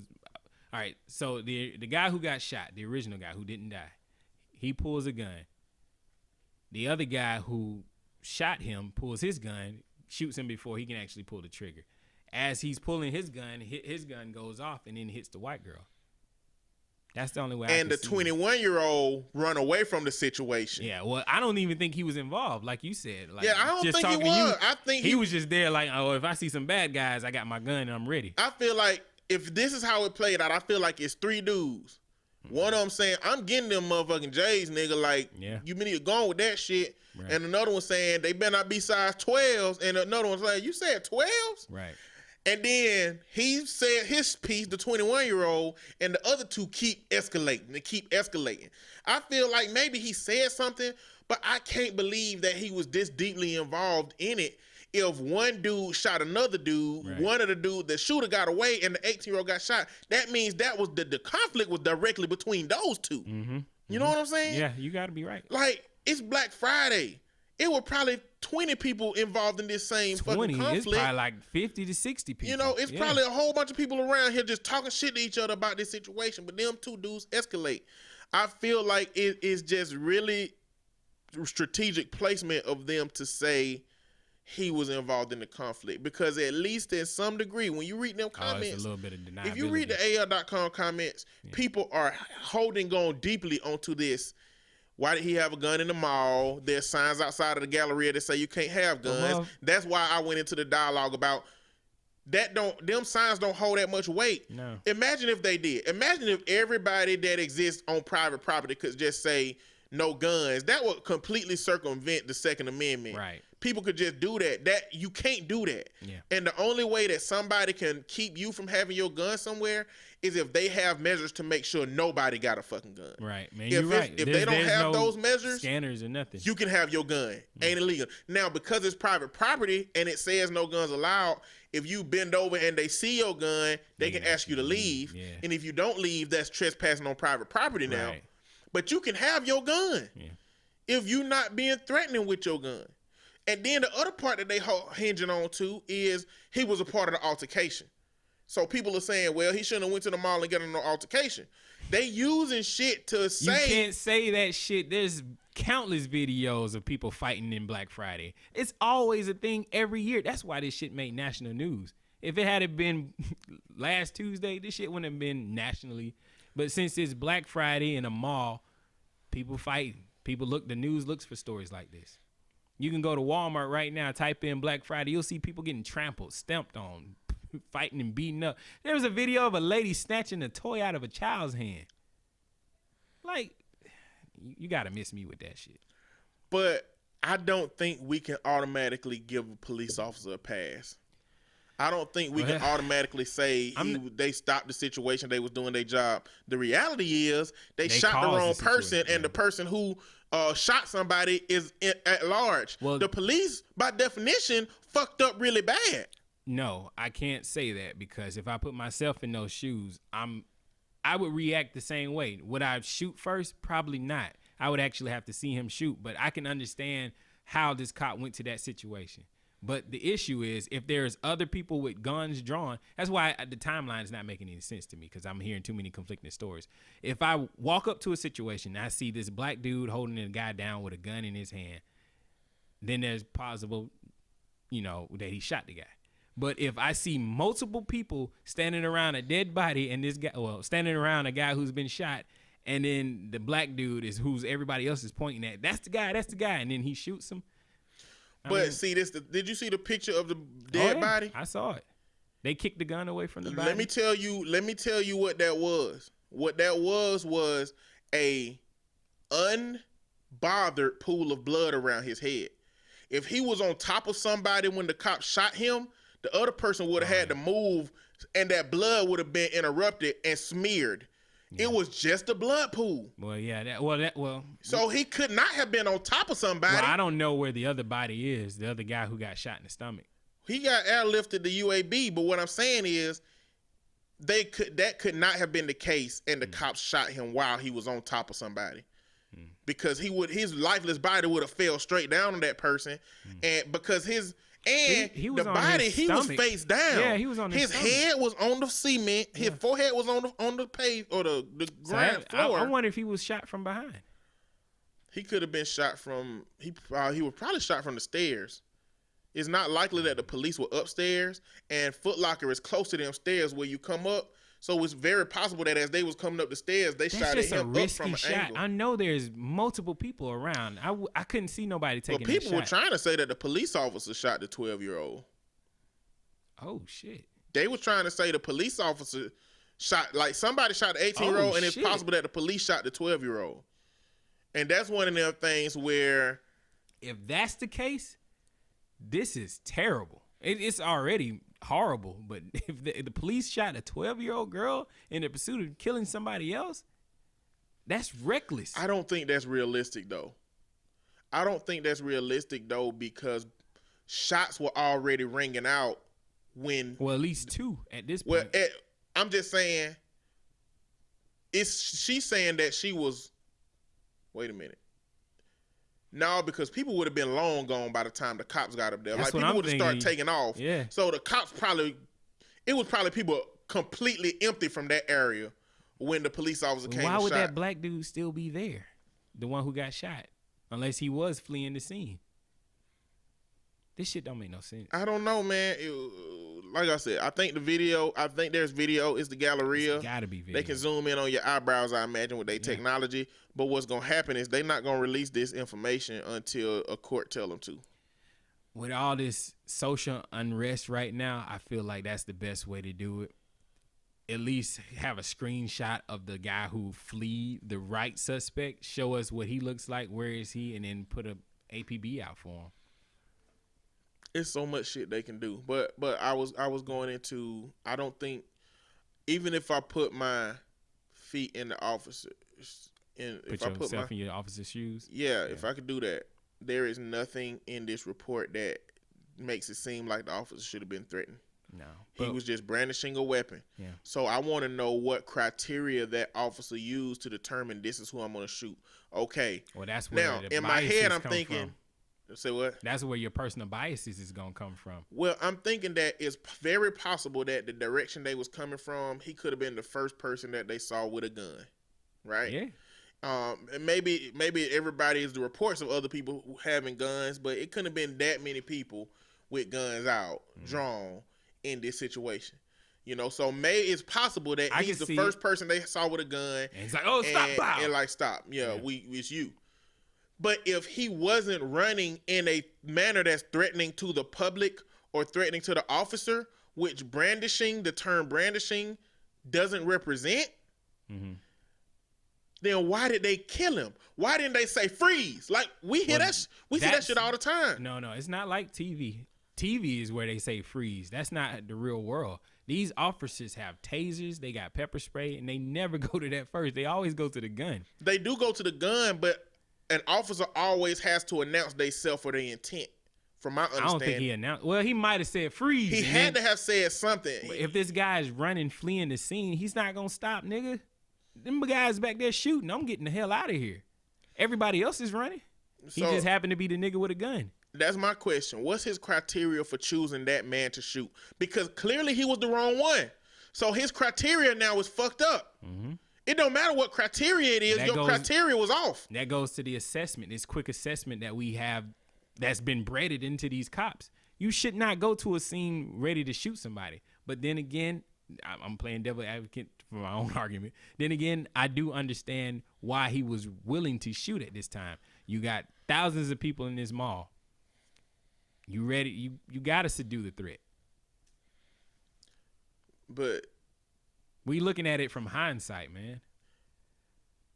But this is the cost, though. The cost of when you do rush into it to stop the situation. Yeah. Imagine, it was a bad judgment call. This wasn't a mass shooting. No. This was a conflict. But if it was a mass shooting, it'll be somebody dead and a nigga shooting people in JCPenney still because the shooter is at large. Right. They fucked up. And they would have covered it up then, too. Exactly. The measure they... man, he killed 15 people. Exactly. Including this other guy. And from what I heard, in all the stores, as many people that they could fit in the back, they had went to the backs of these stores with people, locked the doors and everything. Well, they locked down the mall. No, they definitely locked down the mall, but I'm saying in the middle of the pandemonium, it is just good to say that a lot of the employees was letting people come to the back and, like, you know, get down and locking the doors and stuff. It hurts me because I work in that mall a lot, and I know a lot of the store owners in there. Like, I was pissed that they shut the mall down. And, well, I was pissed that they were going to have to shut the mall down because I know a lot of those guys, they really count on Black Friday. I was disgusted that they opened the mall back up. Does that make any sense? Really? Yeah. A man was just murdered in this place, and y'all open this shit right back up to keep on shopping like ain't nothing happened? It didn't have to be Black Friday for them to open the mall back up. They would have opened the mall back up the next day anyway. It wasn't even the next. It was like 6 hours later. They mopped the blood up, and it was like, come on, guys, let's buy some shit. That's what I expect out of America, man. I didn't. I expected a little bit of compassion. Nah. Then they did a protest today. I mean, yesterday. Yesterday, yeah. About the Galleria. Now, I'm not. People are talking about boycotting the Galleria. I don't think the Galleria was at fault on this one. Me either. It don't make sense that they would boycott the Galleria, but I think they connecting it to just Hoover. And they be like, hit Hoover in the pockets. And I'm like, y'all know how much old money is in Hoover? Yeah. Like, people not shopping at the Galleria ain't gonna make a difference. No. You know, in this, if you trying to hit somebody in their pockets. Yeah. Nah, they got that hotel. They got Von Mar. They got plenty of money there.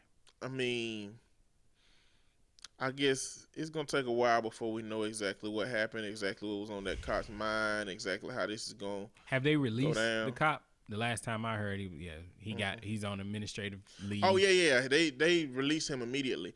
Like, for optics' sake, they did some stuff right. Yeah. The Hoover PD, and by right I mean shit that other people don't do. I think Hoover PD's right so far. It was this officer who was in the wrong. I don't think I can't say that, man. We got to know how this. I need to know the criteria. I need to know what they're gonna make up. They're gonna make something up. You already know this that. officer's gonna say that he felt threatened somehow. There's no way you could feel threatened. He gonna say he felt threatened. He gonna say I seen the gun in his hand. He gonna say I said freeze. You know. Yeah. Okay. They gon' make up a story. Like, if you think Hoover PD gonna come out and say that our officer had a lapse of judgment and killed this wrong man that happened to be African American, you motherfucker, I got some oceanfront property to sell your ass in Kansas. How goddamn. So when I first moved to Birmingham, there was this situation that happened where a guy was in a minivan on, the on-ramp right there on 31 going towards, was that 280? Mm-hmm. He was in the minivan running away from the cops. Actually, it was in front of the Galleria. There was a cop in the street who was throwing out some spike strips. And the minivan dodged the spike strips but hit the cop.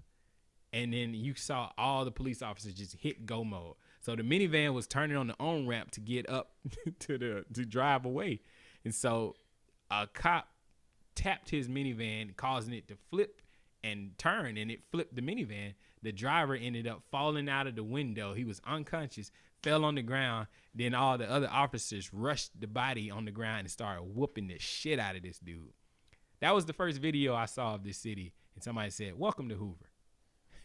I was just like, I knew from then the cops don't play here. I've had friends who were police officers, and they said they look for military or previously trained military men. They want them to have special training. They look for those type of guys who would, be in Iraq somewhere doing knocking walks. My friend that work on Hoover PD is former military who did tour in Iraq or Afghanistan 1. Yeah. I mean, that's the kind of guys they want. When you're in these situations and your adrenaline is pumping, I can understand them shooting, and it's not right. You just got to have some kind of discernment to not just pull your gun first. You don't get a pass from me. You just don't get a pass from me. This goes back to our dialogue with the teacher, whooping the ass. If you fuck up, you don't get a pass. If you fuck up, you don't get a pass. But what if he did fuck up by shooting? Well, hold on. You're right, but what if he fucked up and didn't shoot nobody, and it was the actual shooter? If he you think that shooter would have ran out of the Galleria and just drove away, or would he have shot some more people? If they wouldn't have shot that man, we'd be in the same fucking predicament with one less person dead.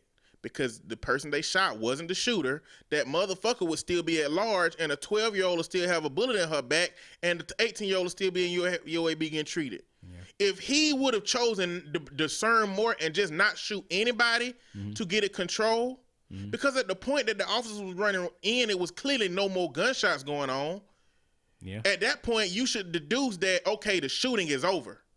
So let's go figure out what's going on. When you see that gun, that's it. And then you got all the personal biases, because maybe he's like, oh, shit, that's the black dude. He's a thug.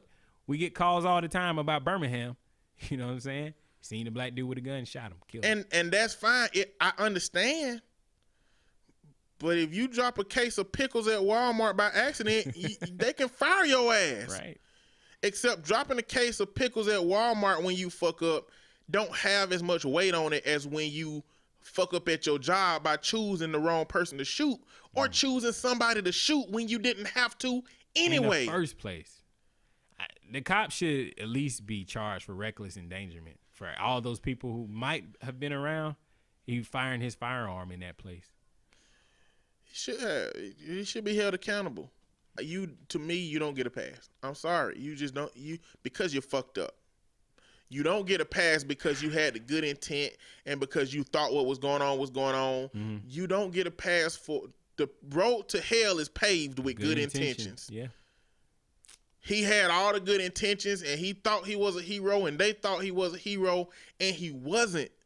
How they find out that they shot the wrong person? The only thing I can say is that they took his gun. It's really easy to find out if your gun had been fired. I think we talked about that. Yeah, it's I real can remember easy. That was at Chipotle or here. Yeah, it's real easy to determine if a gun has been fired. So that's probably something that they realized real quick, and they was like, "Oh shit, he's not the shooter." So it's somebody out there in the community that tried to murder people and shot indiscriminately in a crowd who we need to get. We have to correct this. Yeah. That's the only thing that makes sense. This is terrible. It's bad, but like I'm not gonna say that this cop don't get a pass. This cop, you're not gonna say he don't get a pass? He don't get a pass. Okay, he don't get a pass. Yeah, he does not get a pass. Yeah. I wish I could give him a pass, because I wish I knew his intent. But what we know is that this shit keep happening to brown people. And I agree with you. But my point from this is I think I'm too close, me personally. I'm too close to the situation, too emotionally involved. And when I try to role reverse it, put myself in those shoes, I probably would have done the same thing. Hopefully not have shot and killed a man, at least shot him in the leg. I never understand why we always have fatal shootings when there's multiple parts you can shoot of a person. Well, officers are trained to shoot center mass. Center mass, yeah. They are trained to shoot center mass. They are not trained to shoot anywhere else, because at the point that they are supposed to shoot, they have supposed to discern that a threat level is high enough to stop them from living. Wouldn't you think the threat level would be high enough? No, not for that cop. I think so. I think it would be. That man could not have been running at the cops in a threatening enough manner. Probably for the cop. not at the cops. I think he was running with a gun. They just popped up on him and like, oh shit, he was running with a gun. I agree with you. And what they should have done was tried to stop him. They did. No, I mean talking about verbally. Like, how do you know who the shooter is? They had no idea. That's where the problem is right there. That's the problem. They had no measure to understand or know where the shooter was or who the shooter was. Right. And like I said, it would have been a good call if he was actually the shooter, but they shot the wrong person. They shot the wrong and celebrated. Because they shot the wrong person. If I put myself in that officer's shoes and I'm all excited and I can't really make this assessment, but I'm going to just say what I'm saying because I don't want to invalidate the difficulty with which cops got to deal with that shit because it's bullshit. Can you reach out to your officer buddy? He's not the best person to talk to about this shit because he... Hell yeah, I would have shot his ass. He ain't sensitive about race shit at all. Is he white? Yeah, he white. He ain't sensitive about race shit at all. Like, so he definitely would have shot that dude. I don't know if he would have shot that dude or not. He's very patient. He quickly rose up to detective. Like, he wouldn't have been doing no mall duty. I got you know, and I think it's like the people that are patient and make better decisions and discern better end up being in the higher ranks. Yeah. You know, let's just get this on out the way. Cops shooting black people and people compared to how many cops exist, it's still a very small percentage of that shit happening. Yeah, but when you compare it to how many white people exist that involve themselves with police officers, they don't get treated the same way. Well, I know what I'm saying. See, and that goes into the disproportionateness of how often this happens to black people. Right. Because when white people get shot, it's because they had a goddamn shotgun at the cop's head. Yeah. And the cops had to kill their ass. Yeah. When this happened to black people, it's just a black man brandishing his gun. Yeah. It's a security guard that just stopped the mass shooting in a club. Maybe you selling It's Philando Castile who said, I got a gun. It's a dude who's running away in his back. That shit ain't happening to white people. I don't give a fuck. Do you think that if this shit was happening to white people at the same rate of black people, that Fox News wouldn't have every white person this shit was happening to? Yeah. Just to say to black people, look, see? Yeah, no, they wouldn't. I think they would do that shit every week. If white people was getting killed under these suspicious ways, unarmed and all this shit, they would be on Fox News every week, just like the black person is on MSNBC every week. Oh, I see what they just don't exist. I got you. Yeah. It ain't happening to them. The white people that's getting shot pulled out of Uzi and tried to kill the police officer. You know what I'm saying? Yeah. The black people that's getting killed are getting killed from suspicious, random bullshit. And getting shot by they're being armed, but in a place where it's reasonable to be armed considering what's happening right now. Right. How do you feel living in Hoover? I don't have a problem living in Hoover. I actually... Have you had any negative run-ins with the police? No. I have. Because every time I have a run-in with a Hoover police, I drop my homeboy name. And they be like, how do you know him? And you're like, oh, okay. And he keep telling me, Mr. On Point, you need to go on and get a ticket so I can take care of it. I was like, that's not how you should want to help me for things. Nah, nigga. I don't want to get in trouble for you to help me. They need to flag your car as let him go. You know, yeah, let him keep going. Tell me to call you when they pull me over. No, put it in the system. Let him go. Leave this nigga alone. So, I mean, to me personally, listen, because I don't really go out much and I don't do much, being in Hoover to me feels safer to me. Because I live right by the Galleria. I live right behind a high income and high value shopping center. Yeah. So it's police everywhere. It's a Hoover PD live in here. Yeah, I was about to say, there's always cops in this neighborhood. Yeah, it's somebody that live here. I feel better having them around here. I'm about to talk about your door. Nah. Well, I have had a situation with cops several times. When I lived in Vestavia, I got pulled over. The dude said I was taking a left turn in a left turning lane, and that wasn't a turning lane apparently. He let me go because he realized he was having computer problems. Me and my friends, we were riding. I think, Cole was with us. We was riding in. My friend AJ had just bought a brand new car. It's an Impala. No tags, no nothing. 4 niggas in the car.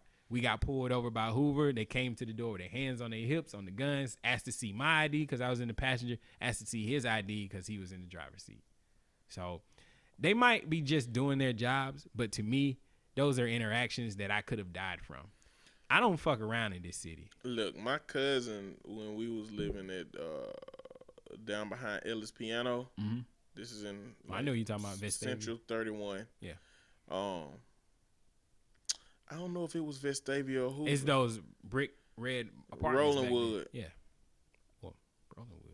Oh, I know what you're talking about. I know that. Yeah, area. It's that road You're in right those by Ellis Piano houses? to the left.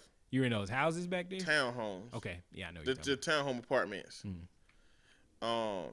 And my cousin was dating a white girl. My cousin had never been pulled over before dating her, nor had he been pulled over after dating her. Wow. He was pulled over 7 times with her in the car. 7 times? His car was impounded like 3 of them times because his license was suspended. Well, yeah, did they come to her door or his door when they came to him? I don't know. I didn't get no more information out of it. All I know is that he just kept coming back talking about he been pulled over. Shit. And I told my homeboy about this, and he was like, well, I can't conceptualize anybody on the force that would be biased enough to do that. And I'm like, well, I wouldn't expect you to name drop somebody if you had somebody that come to mind, you know? But that's just police in general, and that's us being black. Hoover may be worse because Hoover, you know, the traditional job of police have been to protect white people from black people. Yeah. You know, and protect their shit from black people. And so the old ass detectives and old ass sergeants and shit, them motherfuckers was around during that During time. the 60s, yeah. You know, so it ain't surprising to me that some of these systems will still have some lingering biases and racism in them. I got pulled over one time in Hoover. I just never got a ticket.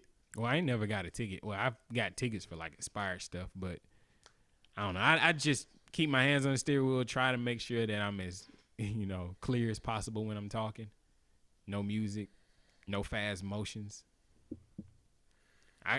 I feel like this city, the police are trigger happy. But that's just me and my fear of police. The fact that this police officer shot the wrong person means that he had a lapse in judgment. Yeah. Somewhere. I don't know if it was because he was black. See, people be like, I had to have a conversation. That conversation about black people being angry came from this dialogue where I pretty much broke down because this woman said, why y'all always trying to put race in it? Race ain't always got anything to do with it. Wow. And I'm like, white people will really, in order for white people to believe something has to do with race, they want a police officer to say, nigga ass nigga, then shoot, pull the trigger. No. And then after that be like, yeah, I sure hate niggas, and then put their gun in their holster. No. That's not what racism look like. Racism sometimes just look like the repeating patterns by which these things happen to a certain group of people. Yeah. And a lot of that comes from subconscious biases. When you think about them, if you look at comedy shows and shit, comedy shows really, really highlight stereotypes more than anything. Oh, yeah. If you joke about Latinos, is all about how hardworking they is and how they on the side of the street selling oranges and shit. Yeah. If you talk about Asian, it's all about how good they are at math and things of that nature, how they the model minority. Yeah. But when it comes to black people, all the stereotypes about us is that we violent, gun violence, we angry. Mm-hmm. Subconsciously, it's very possible that that police officer had predispositions that led him to that decision. Almost definitely. And maybe you can't put a finger on whether that officer was racist or not, but the fact that this keeps happening over and over and over to the same population from the same group. Right. Because this ain't black officers killing. No, it's always black a white officer with either. a black person. It's always a white officer that kills a black person. Somehow the black officers are being trained where they're not shooting people. They ain't being trained. It's they just have more. Well, I think that resolve. One, they know that they expendable in these systems. They will get their ass put the fuck out of a system with no questions asked, because it's already hard for them in these systems. Yeah. So I feel they like get it from both sides. I feel like they're willing to take the risk of being in more danger, not shooting when they should, than shooting at every whim. To where I think white officers feel so much more protected when they shoot. Well, hell, when you get a week off or a month off of vacation, you still getting paid. I mean, his career probably over because he fucked so? up. He fucked up, bro. Yeah. For some reason, that's not clicking. Yeah, no, the officer didn't fuck up. He shot the right like you man. said, because you keep putting yourself in his shoes. Yeah. He fucked up. Yeah, he did by shooting the wrong person. He and shot then the the wrong suspect person. still getting away. And now we don't know why he shot the person he shot. And it looks bad, especially if other people had guns in their hands. What's going to happen is they're going to review a whole bunch of video, and they're going to see a whole bunch of... Lord, don't let him have run by somebody with a gun. Don't let him have run by somebody with a gun on that video. Don't let the suspect be running past him, and he's like, oh, there he is. Man, I'm sure the suspect took the fuck off. The suspect was probably outside by the time the police officer got up there to kill that dude. He was on the interstate, headed to the house. Did you hear about... you got anything else you want to say about this? Did you hear about the New Orleans man who was accused of a bomb threat? Yes. I already know what you're talking about. This is where we need more integration of culture. This is where cultural differences get lost in translations and fuck up the whole day for everybody. This man said this man talked about blowing up the bathroom, and he got caught. Blow up this bathroom. If you know anything about black culture, man, we've been talking about blowing up the bathroom. Eddie blowed that bitch up. You know what I'm saying? Like, we hear that shit. I used to hear that shit all the time. I'm gonna blow the bathroom up. This man. How do you get to that point? Come on, guys. And nigga like, dog, I had to use the bathroom. He in the backseat of the car after they done arrested him. All they had to do was go to the precinct and find the black officers. I'd be like, go find the black officers and ask them other ways to say, where's the bomb? Like, destroy the bathroom. They getting like Batman, where are the drugs? Blow the bathroom up. It's in my stomach, nigga. I Jesus. wish them motherfucking hoes would. We got to do better. Not us. I'm just talking about society. Yeah, white people got to do better. We got to do better. I mean, we do have to do better as a society, but white people got to do better. White people got to care. So, oh man, a FedEx driver. Let me tell you what this FedEx driver did. All right. This FedEx driver was called a bunch of slurs. This is in Portland, Oregon. This man was called a whole bunch of racial slurs because he thought the dude was driving too fast and thought he was gonna hit him. So the FedEx driver was driving too fast? Yeah. So the old white man like, hey, expletive, racial epithet, racial slur. I don't know what he said, so I'm just gonna use I was like, can I not say that? Because I've been saying nigga all this episode. Hey man, this is you just a problem. And then he got aggressive with the FedEx dude and he went to go hit him. He missed. Hold on now. The FedEx driver pulled out that Mike Tyson, Bow. hit him in the face one time. He hit the ground and died. Wait, it's not funny, but shit. He hit the ground Why and is died. this nigga working for FedEx? That's what I'm Get saying. that motherfucker in the gym. One hit quitters. We need to send that boy to Afghanistan. We need to send him in the cave with nigga, we need to on. send him to Vegas. We got some money right here. But what it turned out was that the autopsy determined that the man's health was so poor that he was gonna die soon anyway. Damn. Like he could have tripped over his shoelaces and that same shit would have happened. But can you imagine being a FedEx man? Like, Man, if you better leave me alone. He's a black man. You better leave me alone. The last man I hit with this, he ain't here no more. Man, no, fuck that. He got to put them hands up because he ain't getting more than one. Yeah. He ain't getting more than one escape from this situation. Oh, yeah, it's done. He black. You better learn from OJ. You ain't finna one piece another white man out here. Learn from OJ. You get away, just let it go.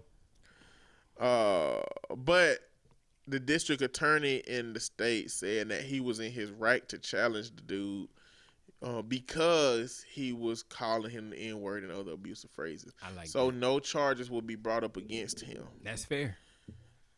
You know, every now and then, you know, racism loses.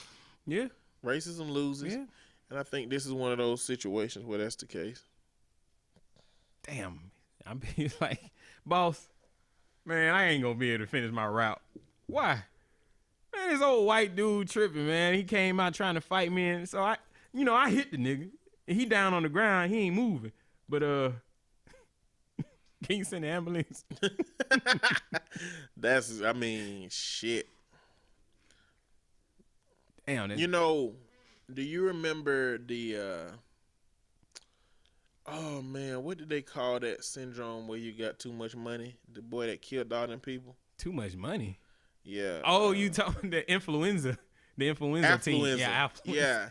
The affluenza team killed 9 people. Jesus. In his truck because he got drunk and high, and the judge sentenced him to go to a cabin. No, he never been disciplined in his life. Yeah, they basically said affluenza is when you are raised with such privilege and such financial gain and prosperity that you don't learn consequences well enough.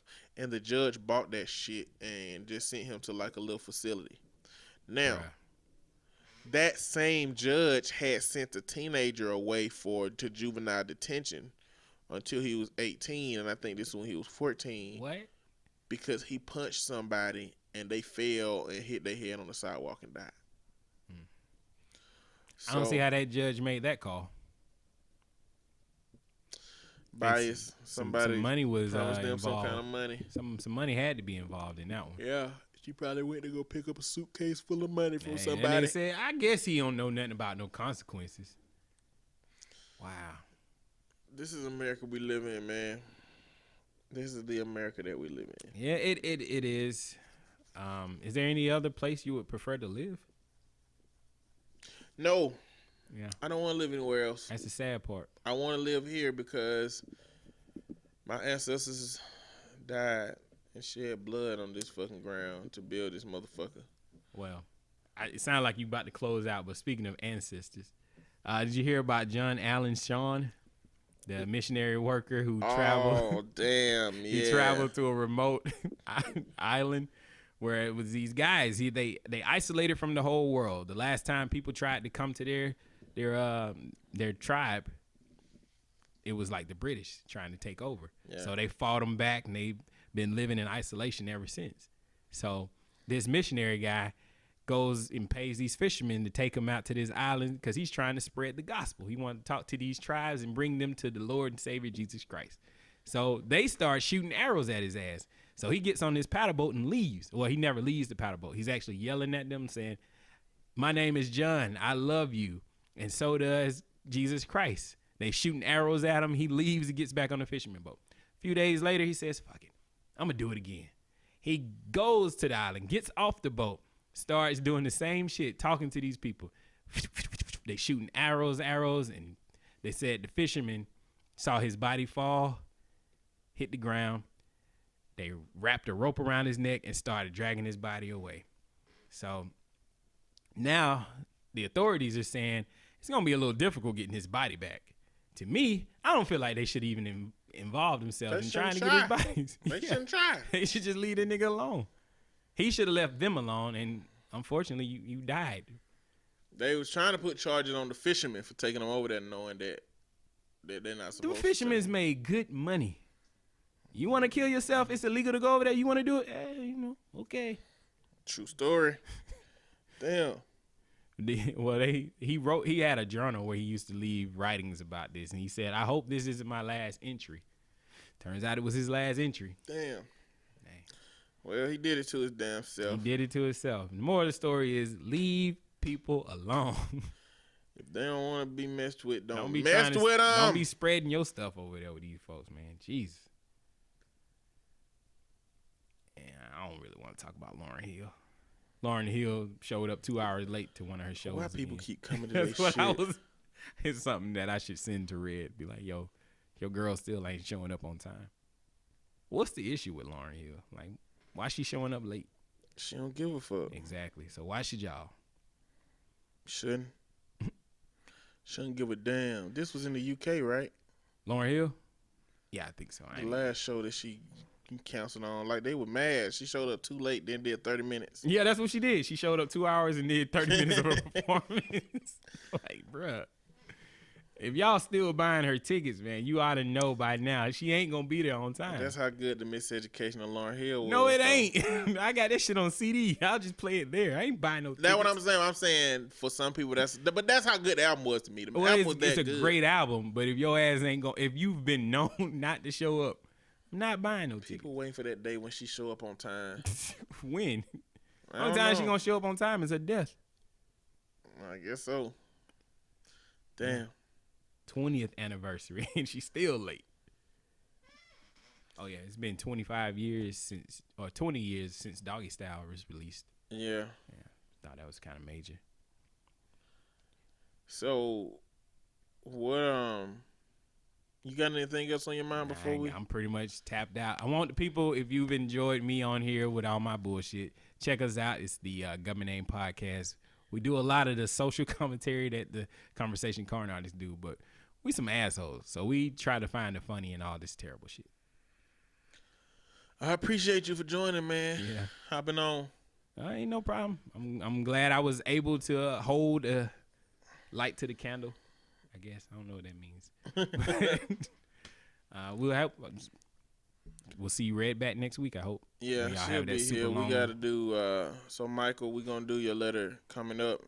I'm not sure if we just gonna do it on the other show because this letter is like a whole show worthy, or if we just gonna do like a middle of the week show. It would be fun to hear how Red's Thanksgiving was, and then also tackle that. So yeah, a whole show would be good. Me and her gonna figure it out. Yeah. Anyway, till you come to the next conversation. Until we come to the next conversation. We out. Holla. Peace.